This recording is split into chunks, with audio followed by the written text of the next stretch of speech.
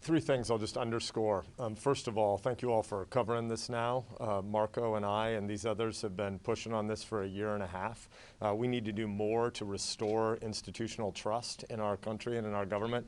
This isn't new for us since it's become a campaign issue in recent weeks. A lot of us have been pushing for this for some time. So I'm glad that you're all starting to cover it now. But again, this shouldn't be interpreted just through the lenses of this moment and this election. We have a lot of work to do rebuilding and restoring institutional trust. Second of all, this act that Senator Schumer, if he would become the majority leader, wants to advance is really to nuke 2 of 3 branches of government. At a time when you have declining public trust, the conversation that is being had among Democratic activist circles right now is about nuking 2 of 3 branches. This is about turning the Senate into just another House of Representatives, a simple majoritarian body that on 51, 49, 49, 51 swings every 24 months could try to remake more and more of American life. That is the opposite of the founders' vision for what the Senate was for. The purpose of the Senate is to enable long debate, deliberation, and to allow passions to cool. So the idea of nuking the Senate, ending its deliberative structure for the purposes of nuking the Supreme Court is a much bigger deal than is being publicly understood right now. So many of the conversations that dominate political cable news are always about the presidency. They're always about Donald Trump. But the reality is the most important issue on the ballot on November 3rd in America is for control of the United States Senate and the question of whether it will remain a deliberative body and whether we will have 3 branches of government that continue to check and balance one another. And third, all of us, not just the Republicans who are up here today, but all 100 Democrat and Republican senators have taken an oath of office to a constitutional system that is delicate and fragile. The purpose the founders had in mind with limited government was to recognize that the center of American life is not in government. The center of American life is the neighborhoods where Americans are living and working and worshiping and raising their kids and coaching Little League. The center of life in America is not Washington, D.C., and the politicization of more of life and then the majoritarian politicization of more of life in Washington, in the Capitol, will not be good for American peace and comity and the long-term de-escalation of the polarization that we face. So I'm grateful that all of you are covering this issue. I think it's critically important, and if we head down this pathway of a majoritarian Senate that changes the size and structure of the Supreme Court every election, you're not just going to have 11 or 13 or 15 Supreme Court justices 12 months from now. You're going to head to a banana republic structure where every time there's an election, people are talking about trying to politicize the judiciary and turn it into the super legislature. In that world, it would be much better for judges to be publicly and popularly elected than to pretend that they're somehow still apolitical, the apolitical branch of government. The reason we have justices that wear robes is because they're symbolizing the cloaking of their partisan preferences. If you're going to have judges that are just super legislators, then they shouldn't have lifetime tenure. They should have to stand for election because it's the only way the American people could have accountability over them. Our constitutional system with 2 political branches where people stand for election and an apolitical branch is a brilliant structure, and we should fight to maintain that less politicized, less majoritarian structure. Thanks. Well, I'm really pleased to be here with my colleagues, and I want to particularly thank Senator Rubio for his leadership of over a year on this very important issue, and it certainly has come to light in this campaign season. But anticipating this and knowing what's the best for the American people, I think is very emblematic in what we're trying to say here today. And that is to depoliticize our judicial system, to not try to restructure, and that's what the Democrats are saying now. They're talking about restructuring. Well, why aren't they saying packing? Because that sounds worse, but that's actually what they want to do. They want to pack the court with a preordained decision to already say what that decision would be because it would be in the political realm. And so I think the American people reject packing as they would reject restructuring because they're actually one and the same. The other thing I would say, and it's been pointed out from my colleagues more than a few times, you know, the sensitivities of the checks and balances of our systems are something to marvel at. To watch how through the 150 years of 9 people on our Supreme Court, we've had the ebbs and flows of decisions from the very impactful decisions from the Supreme Court and how they have moved maybe right of center, left of center, as the times and as the policies would dictate. And I think that's what you want. I think you want a thoughtful, impartial set of justice to judge us as policymakers, to judge the president as the executive, and every check and balance that the court brings to us keeps us from veering too far from what the American people really want. So 9 justices, we've had it for over 150 years. It's worked pretty daggone good, I think. So let's just put that into the Constitution and make sure it's permanent. Thank you. Okay. Well, thanks. I want to say thanks to Senator Rubio again for over a year ago raising this issue. The Democrats have demonstrated they've wanted to pack the court. They're now just found an excuse. I just met with Judge Barrett, and I am so inspired by her. This truly is her calling, and she is a gift to our country when she is confirmed to serve on the Supreme Court. Look, I put my life on the line for our freedoms and way of life. Joni did as well. Those who served in the military, an oath of office to the Constitution, willing to give it all in order to protect America and its freedoms. And what these Democrats want to do, what the left is demanding, is to fundamentally destroy and transform the foundations of our country, the institutions of our country, at all costs. It doesn't matter. It's all about gaining power at all costs. That's not what America's about. That's not what America was founded on. That's not what the men and women who served with me, who didn't come back, gave their lives for. And those who came back with the wounds of war, that's not what I put my life on the line for. Americans want stability right now. They want to be able to trust their institutions more, not less. And they don't want politicians who are on power grabs to somehow get their way. The judiciary branch, the founding fathers were very clear about its role. And Amy Coney Barrett gave everyone in America a lesson on that in her hearings last week. Every school child in America, every classroom, and every adult should have tuned into her part of her answers, not the campaigning that was going on the other side. And it's a reminder to all of us of how important we are at this moment in time, that we cannot allow one extreme element to fundamentally destroy and transform our institutions like this. Justice Ginsburg said it best herself. 9's a good number. Let's solidify that in our Constitution, provide more stability and more opportunities for people to meet their full potential and live out their God-given freedoms the way our founding fathers intended it to be. Well, Senator Rubio, thank you for advancing this. Thank you all for being here. I agree with what all my colleagues have said. I want to talk about the probability of this occurring. 2 weeks ago, Chuck Schumer stood on a stage with AOC and said he wasn't going to waste the majority. We all know that AOC, who could potentially be a Democrat senatorial primary candidate in a couple of years in the state of New York, is demanding that we expand and pack the courts. They're demanding that we do the nuclear option on the legislative filibuster. So if anybody here thinks that this is a hypothetical or a political stunt to raise awareness of this issue, this is a clear and present danger depending upon what happens in November. I believe that Chuck Schumer will reduce the threshold to a simple majority. I believe that Chuck Schumer will move forward with an expansion of the Supreme Court. And then after it's expanded, it will be packed with liberal activist judges, and the cycle will go on and on and on. We need to raise the threshold for expanding the Supreme Court, and this is a step in the right direction.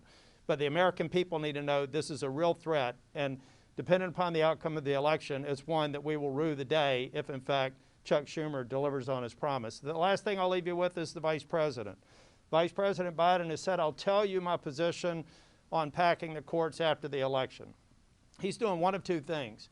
He's either not telling the radical left that he wouldn't expand the Supreme Court, or he's not telling the moderate left that he would. We deserve an answer to that as well. But I do believe that this is a good step in the right direction. Marco, I thank you for your leadership. Thanks, everybody. Yeah. Sorry. Everyone's abandoning ship here, so. No, you need to go, I understand. I kind of want to bounce off of what Senator Sass had said, which was to do something like this where it like takes away the comedy of the Senate, how it works together. And if this is your concern that Senator Schumer would do this if they got the majority, don't you think it's predicated upon the fact that Republicans right now are pushing through a Supreme Court justice and taking away some of those norms that you do have. And secondly, to follow that, there actually isn't a plan right now by Senators Rubio. They said options on the table, but there's no plan. There's no nothing. This is Well, on not the a second, thing. sure. On the second point, if it's not a thing, they should say it. Just come out and say, no, we don't want to do it. Biden has said that there's a better thing than packing, which is He has, legislating. well, like, again, not just Vice President Biden or former Vice President Biden, but multiple candidates refuse to take a position on this issue, including those running for Senate seats around the country. They just won't answer the question. And what a Vice President Biden has said is that he wants to wait and see how this nomination plays out before he lets voters know before Election Day. So ultimately, my whole point is, if you believe the court needs to be expanded, say it. I can tell you this, all the energy in the Democratic Party that comes from radical elements in that party right now, and all the money that you see being poured into, and all the activism, all is demanding it. So I filed this a year and a half ago, before there was a vacancy for this seat, before Judge Barrett was being considered by this. It's unrelated to that issue. It's broader to the point that we need institutional stability for our system of government to function. Meaning we have a determined number of House seats based on districts apportioned via the population of the states. We have 2 senators per state, and there needs to be some stability. It cannot be that we decide to change the number of people on the court every time the outcomes that you're getting from the court do not favor your particular policy preference, because that's not the purpose of the court. What's that? Neither side has ever done that. It hasn't been done. So why the concern now? Because they won't say they're not for it, and because there are plenty of activists in the Democratic Party, including prominent voices in the Democratic Party, that are asking for it and demanding it. Not now, a year and a half ago. But activists have asked for it for years. The difference is that you now have candidates that either won't take a position on it or are avoiding it. If it's as clear-cut as you claim, why not just say it? Why can't they just say, we will not do this? Well, I say let's give them a vote. Let's put it up for a vote before we leave here, after the vote on the confirmation, and let's put everybody on the record to state whether they're for it or not. It'd be pretty simple. If your questioning is right, if your predicate is correct, that no one's proposing this, no one's considering it, then they can put that on the record and they can vote, and it would exemplify that position.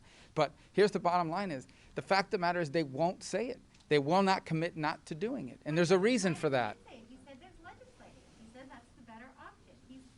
He said he would tell, the last time I heard him speak about it, and that includes in a town hall very recently where he was pressed on it, he said that he wants to wait and see how this process right now plays out before he makes a pronouncement on it. That's what he said. And I watched the debate, the original debate, where he refused to take a position on it. He had a chance to do it then. But it's not just him. There's the activism in that party is demanding this. And there's no way that they're not going to be able to not speak to those voices and make those voices happy if they take the majority. But bottom line is, if they're not for it, that's great. They should be. Then why aren't they co-sponsoring my amendment? I don't think we have a single Democratic co-sponsor to my amendment. So we're opening the invitation now for any Democrat who thinks this is a bad idea. They should co-sponsor our amendment so we can all be on the same page. Just before we go to another topic, you should also keep in mind that I was one of 61 senators that signed a letter saying that I would never vote for the nuclear option on the legislative filibuster. Now there are people who signed that letter just a couple of years ago who have said publicly, now may be the time. So go back and read that letter, go to every member who signed it, ask them where they are today, and then you can determine whether or not they're still a threat. Other question? Yes, sir. So you, Yes, ma'am. Senator Sass talked about nuking the Senate. Democrats would nuke the Senate if they came into power. How do you make that argument considering the past several years there's been a lot of precedent-breaking norms that have happened in the Senate, including the 51-seat threshold for a Supreme Court justice, and we can go back to Harry Reid, yes and yes. But why should things change now? And secondly, to Senator Tillis, is this your best argument now in your own re-election race, is to make sure that there is a Republican check on the presidency in the Senate? Well, if I could just answer the first question. On the first question, these are two separate issues here, the filibuster and the number of members of the Supreme Court. On the number of members of the Supreme Court, which is what my amendment is about, it's not about the filibuster, it's about that. That's about institutional stability. On the issue of the filibuster, look, I thought it was a terrible thing for Harry Reid to do what he did, and I thought it was unfortunate for the Senate that it followed up by ultimately becoming the Supreme Court as well. But that speaks to the decay of the institution and the way we behave now. I mean, going back 20, 25 years, you had controversial nominations, but they didn't get filibustered, they still got their votes. That has changed. The nature of our politics has changed the Senate. The reason why I'm against it from the legislative standpoint, changing it on the legislative standpoint, which is what I believe Senator Sass was speaking to, is because if all it takes is a simple majority in the House and Senate to pass legislation, it undermines the very purpose of a Senate in the first place. The reason why the founders created a Senate is to have a place that moved slower and more deliberate in their thinking. And that's why I've never signed on to any, listen, I'll admit to you that anytime you're on the losing side of issues, the losing side argues, let's get rid of the filibuster, because we have people on our side, on the activists, that said, get rid of the filibuster.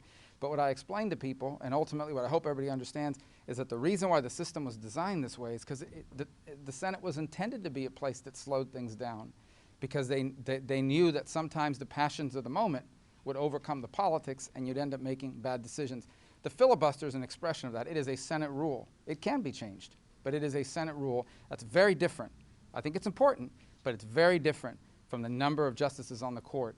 Because if we're going to get into a position where every time someone wins the majority and they don't like the direction of the court, they just add 2 more members to change the balance, we will wind up one day with 25, 30, 35 justices, the kinds of things you see in chaotic countries. And so it's a terrible idea, and that's what my constitutional amendment is about. And before I run, my best argument is what I've done in the last 5 years or the last 14 years that I've been in office, turning the North Carolina economy around, voting for Tax Cuts and Jobs Act, which actually created an economy before COVID that was historic, record low unemployment.